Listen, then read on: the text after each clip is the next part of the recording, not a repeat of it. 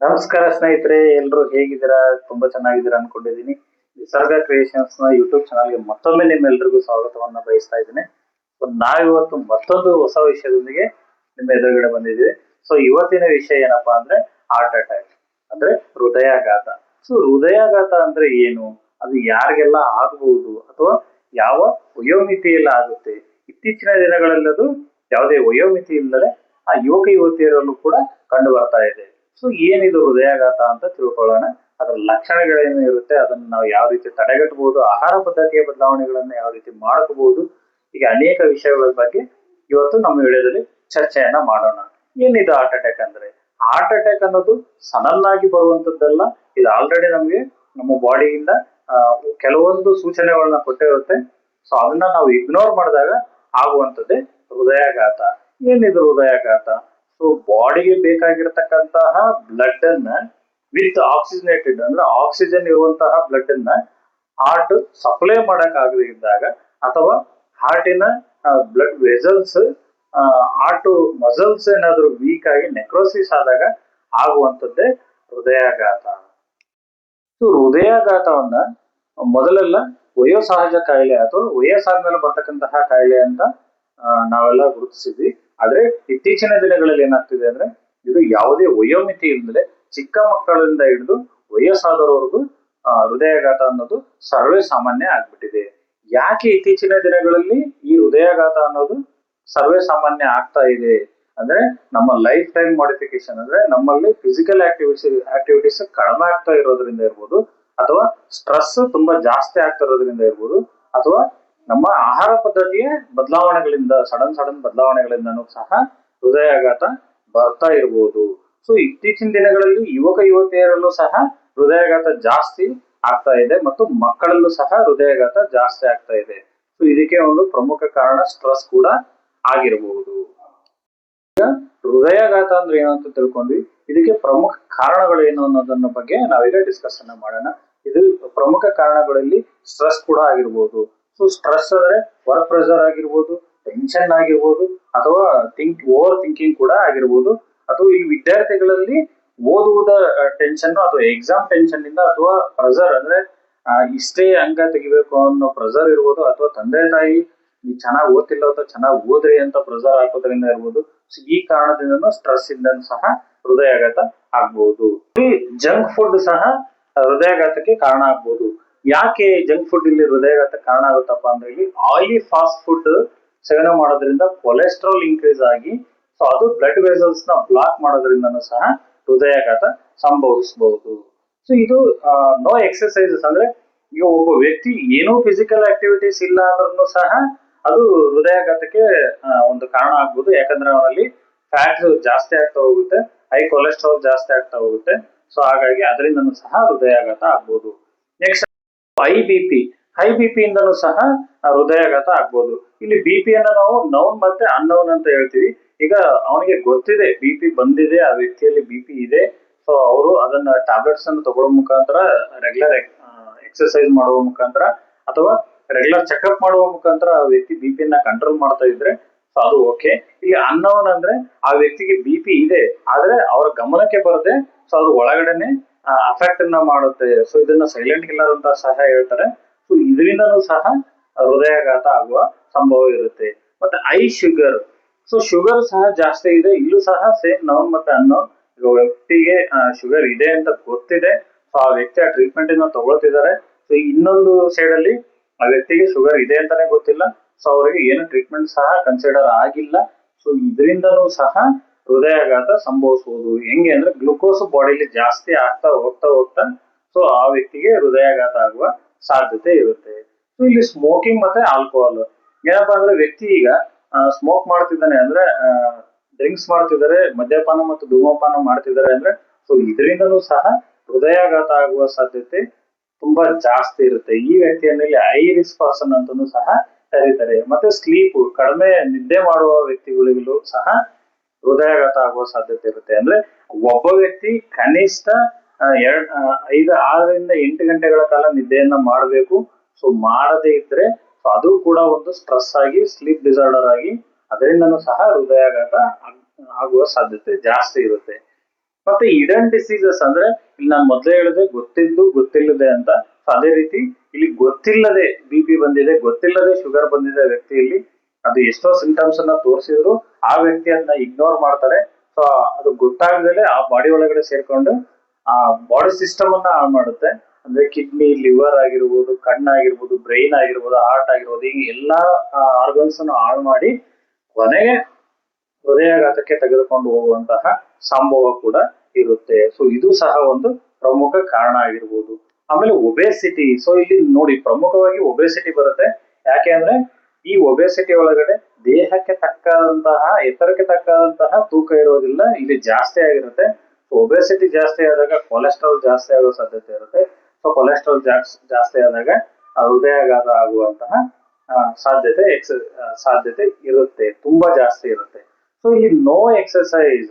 So ಒಬ್ಬ ವ್ಯಕ್ತಿ ಏನು ಫಿಸಿಕಲ್ ಆಕ್ಟಿವಿಟೀಸ್ ಮಾಡದೆ ಜಸ್ಟ್ ಊಟ ಮಾಡ್ತಾ ಕೂರೋದು ಅಥವಾ ಏನು ಫಿಸಿಕಲ್ ಆಕ್ಟಿವಿಟೀಸೇ ಇಲ್ಲ ಅಂದ್ರೆ, ಕನಿಷ್ಠ ಆಕ್ಟಿವಿಟೀಸ್ ಇಲ್ಲ ಅಂದ್ರೂ ಕೂಡ ಹೃದಯಾಘಾತಕ್ಕೆ ಆ ವ್ಯಕ್ತಿ ಹತ್ರ ಆಗ್ತಾ ಇರ್ತಾನೆ ಅಂತ ಹೇಳಬಹುದು. ಸೊ ಈಗ ನಮ್ಮ ಬಾಡಿ ಏನೇ ಇದ್ರೂ ಕೆಲವೊಂದು ಲಕ್ಷಣಗಳನ್ನ ತೋರಿಸುತ್ತೆ. ಸೊ ಇಲ್ಲೂ ಅಷ್ಟೇ ಹೃದಯಾಘಾತ ಸಡನ್ ಆಗಿ ಆಗೋದಿಲ್ಲ. ಏನೇ ಆಗ್ಬೇಕು ಅಂದ್ರೂ ಅದು ವಾರ್ನಿಂಗ್ ಸೈನ್ಸ್ ಅನ್ನ ಕೊಡುತ್ತೆ. ಸೊ ಆ ವಾರ್ನಿಂಗ್ ಸೈನ್ಸ್ ಯಾವುದು ಅಂತ ನೋಡೋದಾದ್ರೆ, first of all chest pain start ಆಗಿರುತ್ತೆ. ಅಂದ್ರೆ ಅವನಿಗೆ ಎದೆ ನೋವು ಸ್ಟಾರ್ಟ್ ಆಗಿರುತ್ತೆ. ಅದು ಎಡಭಾಗದಲ್ಲೇ ನೋವು ಜಾಸ್ತಿ ಇರುತ್ತೆ.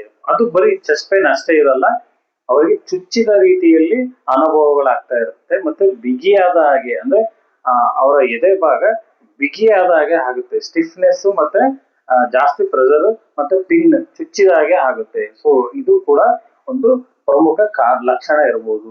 ಮತ್ತೆ ಸ್ವೆಟ್ಟಿಂಗ್, ಅಂದ್ರೆ ತುಂಬಾ ಬೆವರ್ತಾ ಇರ್ತಾನೆ ವ್ಯಕ್ತಿ. ಸೊ ಇದು ಕೂಡ ಒಂದು ಪ್ರಮುಖ ಲಕ್ಷಣ ಇರಬಹುದು. ಎಡಗೈ ನೋವು. ಸೊ ಲೆಫ್ಟ್ ಹ್ಯಾಂಡ್ ಏನಾಗುತ್ತೆ, ನೋವು ಬರ್ಲಿಕ್ಕೆ ಸ್ಟಾರ್ಟ್ ಆಗ್ತದೆ. ಸೊ ಇದರಿಂದನೂ ಕೂಡ ಆ ವ್ಯಕ್ತಿಗೆ ಹೃದಯಾಘಾತ ಬರ್ತಾ ಇದೆ ಅಂತ ಒಂದು ಲಕ್ಷಣ ಪ್ರಮುಖವಾಗಿ ಅದು ತೋರಿಸುತ್ತೆ. ಭುಜ ಮತ್ತೆ ಎಡಗೈ ನೋವು ಬರ್ಲಿಕ್ಕೆ ಸ್ಟಾರ್ಟ್ ಆಗ್ತದೆ. ಸೊ ಸೆಳೆತ ಅಂತಾನೆ, ಅಯ್ಯೋ ನನಗೆ ಈ ಕೈ ಯಾಕೋ ಸೆಳಿತಾ ಇದೆ, ತುಂಬಾ ನೋವು ಬರ್ತಾ ಇದೆ. ಸೊ ಇಲ್ಲಿ ನಾನು ಆಪೋಸಿಟ್ ಮಾತಾಡ್ತಾ ಇರೋದ್ರಿಂದ ನನ್ನ ಬಲಗೈ ನಿಮ್ಗೆ ಎಡಗೈ ತರ, ನನ್ನ ಎಡಗೈ ನಿಮ್ಗೆ ಬಲಗೈ ತರ ಕಾಣಿಸ್ಬೋದು. ಸೊ ನಾನು ಎಡಗೈಯನ್ನೇ ತೋರಿಸ್ತಾ ಇದ್ದೇನೆ. ಸೊ ನನ್ನ ಎಡಗೈ ನೋವು ಬರ್ಲಿಕ್ಕೆ ಸ್ಟಾರ್ಟ್ ಆಗ್ತಾ ಇದೆ, ಸೆಳೆತ ಬರ್ಲಿಕ್ಕೆ ಸ್ಟಾರ್ಟ್ ಆಗ್ತಾ ಇದೆ, ಬೆನ್ನು ನೋವು ಬರ್ಲಿಕ್ಕೆ ಸ್ಟಾರ್ಟ್ ಆಗ್ತಾ ಇದೆ ಅಂತ ವ್ಯಕ್ತಿ ಕಂಪ್ಲೇಂಟ್ ಅನ್ನ ಹೇಳ್ತಾನೆ. ಸೊ ಇದು ಕೂಡ ಒಂದು ಪ್ರಮುಖ ಲಕ್ಷಣ ಆಗಿರಬಹುದು. ಮತ್ತೆ ಉಸಿರಾಟದ ತೊಂದರೆ ಆಗ್ಲಿಕ್ಕೆ ಸ್ಟಾರ್ಟ್ ಆಗುತ್ತೆ. ಅಂದ್ರೆ ಅವನಿಗೆ ಬ್ರೀತ್ ನಾರ್ಮಲ್ ಇರಲ್ಲ. ಸೊ ಅದು ಅಲ್ಲಿ ವ್ಯತ್ಯಾಸ ಆಗ್ಲಿಕ್ಕೆ ಸ್ಟಾರ್ಟ್ ಆಗಿರುತ್ತೆ. ಸೊ ಒಂದು ವೇಗವಾಗಿ ಆಗ್ಲಿಕ್ಕೆ ಸ್ಟಾರ್ಟ್ ಆಗ್ತದೆ, ಇಲ್ಲ ಅಂದ್ರೆ ಕಡಿಮೆ ಆಗ್ಲಿಕ್ಕೆ ಸ್ಟಾರ್ಟ್ ಆಗುತ್ತೆ. ಸೊ ಇದು ಕೂಡ ಒಂದು ಪ್ರಮುಖ ಲಕ್ಷಣ ಆಗಬಹುದು. ಮತ್ತೆ ಉಸಿರಾಟಕ್ಕೆ ಕಷ್ಟ ಅನಿಸ್ಬೋದು ಆ ವ್ಯಕ್ತಿಗೆ. ಸೊ ಒಬೆಸಿಟಿ ಇರತಕ್ಕಂತ ವ್ಯಕ್ತಿ, BP ಶುಗರ್ ಇರತಕ್ಕಂತ ವ್ಯಕ್ತಿ ಉಸಿರಾಡ್ಲಿಕ್ಕೆ ಕಷ್ಟವನ್ನ ಪಡ್ತಾನೆ. ಸೊ ಅದು ಕೂಡ ಒಂದು ಪ್ರಮುಖ ಲಕ್ಷಣ ಆಗಿ ಕಾಣಿಸ್ಕೋಬಹುದು. ಸಣ್ಣ ಕೆಲಸದಲ್ಲೂ ಸಹ ದಣಿವಾಗ್ಲಿಕ್ಕೆ ಸ್ಟಾರ್ಟ್ ಆಗ್ತದೆ. ಅಂದ್ರೆ ವ್ಯಕ್ತಿ ಚಿಕ್ಕ ಪುಟ್ಟ ಕೆಲಸ ಮಾಡಿದ್ರು ಸಹ ನಮ್ಗೆ ದಣಿವಾಗ್ಲಿಕ್ಕೆ ಸ್ಟಾರ್ಟ್ ಆಗ್ತದೆ. ಸೊ ಇದು ಕೂಡ ಒಂದು ಪ್ರಮುಖ ಕಾರಣ ಆಗಬಹುದು. ಹೆಚ್ಚು ಬೆವರು. ಸೊ ಇಲ್ಲಿ ಸ್ವೆಟ್ಟಿಂಗ್ ಜಾಸ್ತಿ ಆಗ್ಲಿಕ್ಕೆ ಸ್ಟಾರ್ಟ್ ಆಗ್ತದೆ ವ್ಯಕ್ತಿಗೆ. ಇದು ಒಂದು ಪ್ರಮುಖ ಲಕ್ಷಣಗಳಲ್ಲಿ ಇದು ಒಂದು ವಾರ್ನಿಂಗ್ ಸೈನೆ. ಸೊ ಕಾರಣ ಇಲ್ಲದೆ ಸಡನ್ ಆಗಿ ವ್ಯಕ್ತಿ ಬೆವರ್ಲಿಕ್ಕೆ ಸ್ಟಾರ್ಟ್ ಆಗ್ತಾನೆ. ಸೊ ಅದು ಬಾಡಿ ಯಾವ್ದಾದ್ರು ಒಂದು ರೂಪದಲ್ಲಿ ಲಕ್ಷಣವನ್ನ ತೋರಿಸ್ಲಿಕ್ಕೆ ಸ್ಟಾರ್ಟ್ ಮಾಡಿದಾಗ ಇದು ಕೂಡ ಒಂದು ಪ್ರಮುಖ ಲಕ್ಷಣ ಆಗುತ್ತೆ. ಮತ್ತೆ ವಾಂತಿ ಬಂದಂಗ ಆಗುವುದು, ವಾಕರಿಕೆ ಬರುವುದು. ಸೊ ಈ ವ್ಯಕ್ತಿಗೆ ಇಲ್ಲಿ ವಾಮಿಟ್ ಸ್ಟಾರ್ಟ್ ಆದಂಗ ಆಗುತ್ತೆ. ಅಂದ್ರೆ ವಾಂತಿ ಬರ್ತಾ ಇದೆ ಅನ್ಸುತ್ತೆ ಅಥವಾ ಬಂದಂಗ ಆಗುತ್ತೆ, ವಾಕರಿಕೆನೂ ಬರುತ್ತೆ. ಇಲ್ಲಿ ವಾಂತಿ ಆಗಬಹುದು ಅಥವಾ ವಾಕರಿಕೆಯಲ್ಲೇನೆ ಅದು ಸ್ಟಾಪ್ ಆಗ್ಬಹುದು. ಸೊ ಇದು ಕೂಡ ಒಂದು ವಾರ್ನಿಂಗ್ ಸೈನ್ ಆಗುತ್ತೆ. ವಾಮಿಟ್ ಎಲ್ಲಾ ಕಾಯಿಲೆಗಳಲ್ಲೂ ಸಹ ಸಾಮಾನ್ಯವಾಗಿ ಸರ್ವೇ ಸಾಮಾನ್ಯ ಆಗಿರ್ತಕ್ಕಂಥದ್ದು. ಆದ್ರೆ ಹೃದಯಾಘಾತದಲ್ಲಿ ಬೇರೆ ರೀತಿಯ ಲಕ್ಷಣಗಳಿದೆ. ಸೊ ಹಾಗಾಗಿ ಅವುಗಳನ್ನ ಜಾಸ್ತಿ ಗಮನವನ್ನ ಕೊಡಿ. ಸೊ ಅದಾದ ನಂತರ ಸೊ ಇನ್ನೇನಪ್ಪಾ ಅಂದ್ರೆ ಹೆಚ್ಚು ಬೆವರಾಯ್ತು, ವಾಂತಿ ಆಯ್ತು, ಇಲ್ಲಿ ಹೆಚ್ಚು ಅಸ್ವಸ್ಥತೆ ಕಾಣಿಸುತ್ತೆ. ಆ ವ್ಯಕ್ತಿ ತುಂಬಾ ಅಂದ್ರೆ ಸುಸ್ತಾದ ರೀತಿ ಕಾಣಿಸ್ತಾನೆ. ಅದರ ಜೊತೆಗೆ ಹೊಟ್ಟೆ ನೋವು ಬರ್ಲಿಕ್ಕೆ ಸ್ಟಾರ್ಟ್ ಆಗ್ತದೆ. ಮಸಲ್ ಕ್ರಾಂಪಿಂಗ್, ಅಂದ್ರೆ ಹೊಟ್ಟೆಯಲ್ಲಿ ಕ್ರಾಂಪ್ ಆಗಕ್ಕೆ ಸ್ಟಾರ್ಟ್ ಆಗ್ತದೆ. ತಲೆ ಸುತ್ತು ಬರಲಿಕ್ಕೆ ಸ್ಟಾರ್ಟ್ ಆಗ್ತದೆ. ಅಂದ್ರೆ ಆ ವ್ಯಕ್ತಿ ಏನೇ ಮಾಡದೇ ಇದ್ರು ತಲೆ ಸುತ್ತುಗಳು ಜಾಸ್ತಿ ಆಗುತ್ತೆ. ಬಿದ್ದು ಹೋಗೋ ರೀತಿಯಲ್ಲಿ ಆ ವ್ಯಕ್ತಿ ಫೀಲ್ ಆಗ್ತಾನೆ. ಸೊ ಇದು ಕೂಡ ಒಂದು ಪ್ರಮುಖ ಲಕ್ಷಣ ಆಗಬಹುದು. ಕುತ್ತಿಗೆ ದವಡೆ ಮತ್ತು ಬೆನ್ನು ನೋವು ಬರುತ್ತೆ. ಅಂದ್ರೆ ಆ ವ್ಯಕ್ತಿಗೆ ಕುತ್ತಿಗೆ ಹತ್ರ ನೋವು ಬರ್ಲಿಕ್ಕೆ ಸ್ಟಾರ್ಟ್ ಆಗ್ತದೆ, ಹಿಂದೆ ಕುತ್ತಿಗೆ ಹತ್ರ, ಅಥವಾ ದವಡೆ ಅಲ್ಲಲ್ಲಿ ನೋವು ಬರ್ಲಿಕ್ಕೆ ಸ್ಟಾರ್ಟ್ ಆಗ್ತದೆ, ಅಥವಾ ಬೆನ್ನು ನೋವು ಬರ್ಲಿಕ್ಕೆ ಸ್ಟಾರ್ಟ್ ಆಗ್ತದೆ. ಸೊ ಬೆನ್ನು ಹಿಂದ್ಗಡೆ ಅವನಿಗೆ ಪೇನ್ ಬರ್ಲಿಕ್ಕೆ ಸ್ಟಾರ್ಟ್ ಆಗ್ತದೆ. ಸೊ ಇದು ಕೂಡ ಒಂದು ವಾರ್ನಿಂಗ್ ಸೈನ್ ಆಗಿರ್ಬೋದು. ದಣಿವು, ಆ ವ್ಯಕ್ತಿ ಏನೂ ಮಾಡದೇ ಇದ್ರು ದಣಿವು ಆಗ್ಲಿಕ್ಕೆ ಸ್ಟಾರ್ಟ್ ಮಾಡ್ತಾನೆ. ಸೊ ಸುಸ್ತಾಗ್ಲಿಕ್ಕೆ ಸ್ಟಾರ್ಟ್ ಆಗ್ತಾನೆ. ಸೊ ಇದು ಕೂಡ ಒಂದು ಒಳ್ಳೆ ದೊಡ್ಡ ವಾರ್ನಿಂಗ್ ಸೈನ್ ಆಗ್ಬೋದು. ಇಲ್ಲಿ ನೋಡಿ ಎಷ್ಟು ನೀಟ್ ಆಗಿದೆ ಅಟ್ಯಾಕ್ ಆಗೋಕ್ಕೂ ಮುಂಚೆ ನಮಗೆ ಬಾಡಿ ಯಾವ ರೀತಿ ರೆಸ್ಪಾನ್ಸ್ ಮಾಡುತ್ತಪ್ಪ ಅಂದ್ರೆ, ಸೊ ನಮಗೆ ಚೆಸ್ಟ್ ಪೇನ್ ಬರ್ತದೆ, ಸ್ವೆಟ್ಟಿಂಗ್ ಬರ್ಲಿಕ್ಕೆ ಸ್ಟಾರ್ಟ್ ಆಗ್ತದೆ, ಎದೆ ನೋವು ಬರ್ಲಿಕ್ಕೆ ಸ್ಟಾರ್ಟ್ ಆಗ್ತದೆ, ಎದೆ ಬಿಗಿತ ಆಗ್ಲಿಕ್ಕೆ ಸ್ಟಾರ್ಟ್ ಆಗ್ತದೆ, ವಾಮಿಟ್ ಬಂದಂಗೆ ಆಗುತ್ತೆ, ಉಸಿರಾಟದ ತೊಂದರೆಗಳಾಗುತ್ತೆ. ಒಂದು ಸ್ಟೇರ್ ಕೇಸ್ ಮೆಟ್ಲು ಹತ್ತಿದ್ರು ಅವನಿಗೆ ಸುಸ್ತಾಗ್ಲಿಕ್ಕೆ ಸ್ಟಾರ್ಟ್ ಆಗ್ತದೆ, ಹೆಚ್ಚು ಬೆವರು ಬರ್ಲಿಕ್ಕೆ ಸ್ಟಾರ್ಟ್ ಆಗ್ತದೆ, ಮತ್ತೆ ತಲೆ ಸುತ್ತು ಬರ್ಲಿಕ್ಕೆ ಸ್ಟಾರ್ಟ್ ಆಗ್ತದೆ. ಆಮೇಲೆ ದಣಿವು ಮತ್ತೆ ಕುತ್ತಿಗೆ ನೋವುಗಳು ಸಹ ಬರ್ಲಿಕ್ಕೆ ಸ್ಟಾರ್ಟ್ ಆಗುತ್ತೆ. ಹೀಗೆ ದೇಹ ಎಷ್ಟು ಚೆನ್ನಾಗಿ ತನ್ನ ಲಕ್ಷಣಗಳನ್ನ ಹೊರ ಹಾಕ್ಲಿಕ್ಕೆ ಪ್ರಯತ್ನವನ್ನ ಮಾಡುತ್ತೆ. ಅಂದ್ರೆ ಯಾವ ಆಹಾರಗಳನ್ನ ಅವಾಯ್ಡ್ ಮಾಡ್ಬೇಕು ಅಂತ ನೋಡೋದಾದ್ರೆ ಜಂಕ್ ಫುಡ್. ಸೊ ನಾವಿಲ್ಲಿ ಮೇನ್ ಆಗಿ ಜಂಕ್ ಫುಡ್ ನ ಅವಾಯ್ಡ್ ಮಾಡ್ಬೇಕಾಗುತ್ತೆ. ಯಾಕಂದ್ರೆ ಅದರಲ್ಲೇ ಜಾಸ್ತಿ ಕೊಲೆಸ್ಟ್ರಾಲ್ ಇರೋದು. ಜಂಕ್ ಫುಡ್ ಯಾವ್ದಪ್ಪ ಅಂದ್ರೆ ಬೇಕರಿ ಐಟಮ್ ತಗೋಬಹುದು, ಅಥವಾ ಬೀದಿ ಬದಿಯಲ್ಲಿ ಸಿಕ್ಕತಕ್ಕಂತಹ ಗೋಬಿ, ಪಾನಿಪುರಿ, ಸೊ ಇಂಥವನ್ನು ಕೂಡ ಜಂಕ್ ಫುಡ್ ಆಗಿ ತಗೋಬಹುದು. ಸೊ ಇದನ್ನ ನಾವು ಅವಾಯ್ಡ್ ಮಾಡ್ಬೇಕಾಗುತ್ತೆ. ಅಂದ್ರೆ ಕಡಿಮೆ ಉಪ್ಪನ್ನ ಸೇವನೆ ಮಾಡೋದು, ಅಂದ್ರೆ ಜಾಸ್ತಿ ಉಪ್ಪನ್ನ ಸೇವನೆ ಮಾಡೋದ್ರಿಂದನೂ ಕೂಡ ಅದು ಎಫೆಕ್ಟ್ ಆಗೋ ಸಾಧ್ಯತೆ ಇರುತ್ತೆ. ಹಾಗಾಗಿ ಕಡಿಮೆ ಉಪ್ಪನ್ನ ಸೇವನೆಯನ್ನು ಕೂಡ ಮಾಡಬಹುದು. ಮತ್ತೆ ಸಕ್ಕರೆ ಮತ್ತು ಬೇಕರಿ ಪದಾರ್ಥಗಳನ್ನ ಕಡಿಮೆ ಸೇವನೆ ಮಾಡ್ಬೇಕಾಗುತ್ತೆ. ಅಂದ್ರೆ ವ್ಯಕ್ತಿ ನೋಡಿ, ಶುಗರ್ ಅಂದ್ರೆ ಸಕ್ಕರೆ ಜಾಸ್ತಿ ಸೇವನೆ ಮಾಡೋದ್ರಿಂದನೂ ಅದು ಬಾಡಿಗೆ ಎಫೆಕ್ಟ್ ಆಗೋ ಸಾಧ್ಯತೆ ಇರುತ್ತೆ. ಹಾಗಾಗಿ ಈ ಬೇಕರಿ ಐಟಮ್ಸ್ ಅನ್ನ ಆಗಿರ್ಬೋದು ಅಥವಾ ಸಕ್ಕರೆಯನ್ನ ಅವಾಯ್ಡ್ ಮಾಡ್ಬೇಕಾಗುತ್ತೆ. ಮತ್ತೆ ಸ್ಯಾಚುರೇಟೆಡ್ ಫ್ಯಾಟ್ಸ್ ಅಂದ್ರೆ ಇಲ್ಲಿ ಸಂಸ್ಕರಿಸಿದ ಆಹಾರಗಳನ್ನ ನಾವು ಅವಾಯ್ಡ್ ಮಾಡ್ಬೇಕಾಗುತ್ತೆ. ಸೊ ಅದರಲ್ಲೂ ಸಹ ಜಾಸ್ತಿ ಕೊಲೆಸ್ಟ್ರಾಲ್ ಮತ್ತೆ ಜಾಸ್ತಿ ಹಾರ್ಟ್ ಅಟ್ಯಾಕ್ ಆಗುವಂತಹ ಲಕ್ಷಣಗಳು ಇರೋದ್ರಿಂದ ಅದನ್ನು ಸಹ ಅವಾಯ್ಡ್ ಮಾಡ್ಬೇಕಾಗುತ್ತೆ. ಸ್ಮೋಕಿಂಗ್ ಮತ್ತೆ ಆಲ್ಕೋಹಾಲ್.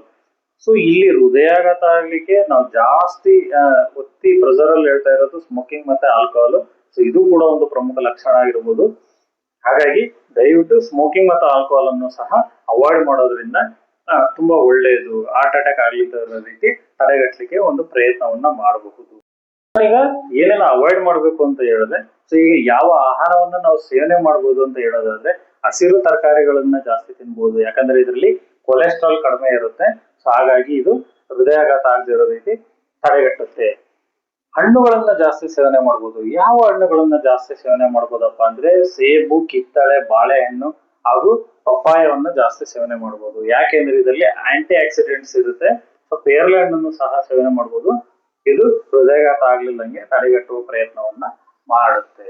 ಮತ್ತೆ ಸಂಪೂರ್ಣ ಸಿರಿಧಾನ್ಯಗಳನ್ನ ಸೇವನೆ ಮಾಡಬಹುದು. ಇಲ್ಲಿ ನೋಡಿ, ನಾವು ರಾಗಿ ಆಗಿರ್ಬೋದು, ಜೋಳ ಆಗಿರ್ಬೋದು, ಓಟ್ಸ್ ಆಗಿರ್ಬೋದು, ಸಿರಿಧಾನ್ಯಗಳನ್ನ ಸೇವನೆ ಮಾಡೋದ್ರ ಮುಖಾಂತರ ಇಲ್ಲಿ ನಾವು ರಿಸ್ಕ್ ಅನ್ನ ಕಡಿಮೆ ಮಾಡಬಹುದು. ಮತ್ತೆ ಇಲ್ಲಿ ಬಾದಾಮಿ, ವಾಲ್ನಟ್ಸ್, ಸೊ ಇವನ್ನ ಸಹ ಸೇವನೆ ಮಾಡೋದ್ರಿಂದನೂ ಸಹ ಇಲ್ಲಿ ಹೃದಯಾಘಾತ ಆಗ್ಲಿದ್ದಂಗೆ ತಡೆಗಟ್ಟುವ ಪ್ರಯತ್ನವನ್ನ ಮಾಡಬಹುದು. ಮತ್ತೆ ಒಮೆಗಾ 3 ಫ್ಯಾಟಿ ಆಸಿಡ್ಸ್ ಕೂಡ ತುಂಬಾ ಒಳ್ಳೇದು. ಸೊ ಇದು ಸಹ ಹೃದಯಾಘಾತ ಆಗ್ಲಿದ್ದಂಗೆ ತಡೆಗಟ್ಟುತ್ತೆ. ಇದನ್ನ ನಾವು ಆಕ್ಚುಲಿ ಫಿಶ್ ಅಲ್ಲಿ ನೋಡ್ಬೋದು, ಮತ್ತೆ ಫಿಶ್ ಆಯಿಲ್ ಅಲ್ಲಿ ನೋಡ್ಬೋದು. ಸೊ ಫಿಶ್ ಆಯಿಲ್ ಸೇವನೆ ಮಾಡೋದ್ರಿಂದನೂ ರಿಸ್ಕ್ ಅನ್ನ ಕಡಿಮೆ ಮಾಡಬಹುದು. ಮತ್ತೆ ಇಲ್ಲಿ ಹೆಲ್ತಿ ಪ್ರೋಟೀನ್ ಅಂದ್ರೆ ಯಾವ್ದಪ್ಪ ಅಂದ್ರೆ, ಈಗ ಪ್ರೋಟೀನ್ ಪ್ರಾಡಕ್ಟ್ಸ್ ಬೇರೆ, ಹೆಲ್ದಿ ಪ್ರೋಟೀನ್ ಬೇರೆ. ಅಂದ್ರೆ ನಾವು ನ್ಯಾಚುರಲ್ ಆಗಿ ಸಿಗುವಂತದ್ದು. ಸೊ ಮೀನು ಆಗಿರ್ಬೋದು, ಅಥವಾ ಕಾಳುಗಳಾಗಿರ್ಬೋದು, ಅಥವಾ ಬೀನ್ಸ್ ಆಗಿರ್ಬೋದು. ಸೊ ಇವನ್ನ ನಾವು ಹೆಲ್ದಿ ಪ್ರೋಟೀನ್ ಅಂತ ಪರಿಗಣನೆ ಮಾಡ್ತೀವಿ. ಮೊಟ್ಟೆ, ಎಗ್ ಆಗಿರ್ಬೋದು. ಇವುಗಳನ್ನ ಸೇವನೆ ಮಾಡೋದ್ರಿಂದನೂ ಹೃದಯಾಘಾತ ಬರದೇ ಇರೋ ರೀತಿ ತಡೆಗಟ್ಟಲಿಕ್ಕೆ ಪ್ರಯತ್ನವನ್ನ ಮಾಡಬಹುದು. ಮತ್ತೆ ಆಲಿವ್ ಆಯಿಲ್, ಗ್ರೌಂಡ್ ನಟ್ ಅನ್ನ ಸೇವನೆ ಮಾಡೋದ್ರಿಂದನೂ ಸಹ ಬ್ಯಾಡ್ ಕೊಲೆಸ್ಟ್ರಾಲ್ ನ ಕಡಿಮೆ ಮಾಡಿ ಹೃದಯಾಘಾತ ಬರದೇ ಇರೋ ರೀತಿ ತಡೆಗಟ್ಟುವ ಪ್ರಯತ್ನವನ್ನು ಸಹ ಇಲ್ಲಿ ಮಾಡಬಹುದಾಗಿದೆ. ಪತ್ತೆ ಹಚ್ಚುವ ಕ್ರಮಗಳ ಬಗ್ಗೆ ನೋಡೋದಾದ್ರೆ ಇಲ್ಲಿ ECG ಅನ್ನ ಮಾಡಿಸಬಹುದು. ECG ಮಾಡಿಸೋದ್ರಿಂದನೂ ಸಹ ಹೃದಯಾಘಾತ ಆಗತ್ತೆ ಇಲ್ಲ, ನಮ್ಮ ಹೃದಯ ನಾರ್ಮಲ್ ಆಗಿದೆ ಅಥವಾ ಹದಗೆಟ್ಟಿದೆ ಅಂತ ಚೆಕ್ ಮಾಡಬಹುದು. ಬ್ಲಡ್ ಟೆಸ್ಟ್ ಅನ್ನ ಮಾಡಿಸಬಹುದು. ಸೊ ಇದರಿಂದನೂ ಸಹ ಚೆಕ್ ಮಾಡಿಸಬಹುದು, ಗೊತ್ತಾಗುತ್ತೆ. ಎಕೋ ಮಾಡಿಸೋದ್ರ ಮುಖಾಂತರ ಅಂದ್ರೆ ಹೃದಯನ ಸ್ಕ್ಯಾನ್ ಮಾಡ್ತಾರೆ. ಅದರಿಂದನೂ ಸಹ ನಮ್ಮ ಹೃದಯದಲ್ಲಿ ಎಲ್ಲಾದ್ರೂ ಬ್ಲಾಕ್ ಇದೆ ಅಂತ ನೋಡ್ಬೋದು. ನೆಕ್ಸ್ಟ್ ಆಂಜಿಯೋಗ್ರಫಿ ಮಾಡಬಹುದು. ಅಂದ್ರೆ ಆಂಜಿಯೋಗ್ರಫಿ ಮಾಡೋದ್ರ ಮುಖಾಂತರ ಎಲ್ಲಿ ಬ್ಲಾಕ್ ಇದೆ ಅಂತ ಕಂಡುಹಿಡಿಯುವ ಪ್ರಯತ್ನವನ್ನ ಮಾಡಬಹುದು. ಇನ್ನೊಂದು TMT ಅಂತ ಮಾಡಬಹುದು. ಸೊ TMT ಅಂದ್ರೆ ನಮ್ಮ ಹೃದಯದ ಸ್ಟೆಬಿಲಿಟಿ ಎಷ್ಟು ಇದೆ ಅನ್ನೋದನ್ನ ಸಹ ಇಲ್ಲಿ TMT ಮುಖಾಂತರ ಚೆಕ್ ಮಾಡಬಹುದು. ಸೊ ಇದು ಪತ್ತೆ ಹಚ್ಚುವ ಕ್ರಮಗಳಾಯ್ತು. ಇಲ್ಲಿ ಯಾರು ಇಲ್ಲಿ ಹೈ ರಿಸ್ಕ್ ಅಲ್ಲಿ ಇದ್ದಾರೆ ಅನ್ನೋದ್ರ ಬಗ್ಗೆ ಮಾತಾಡೋದಾದ್ರೆ 40 ವರ್ಷ ಮೇಲ್ಪಟ್ಟಂತಹ ವ್ಯಕ್ತಿಗಳು ಹೈ ರಿಸ್ಕ್ ಅಲ್ಲಿ ಇರ್ತಾರೆ. ಯಾಕೆಂದ್ರೆ ಇವರಲ್ಲಿ ಇಮ್ಯುನಿಟಿ ಕಡಿಮೆ ಆಗ್ತಾ ಇರ್ತದೆ.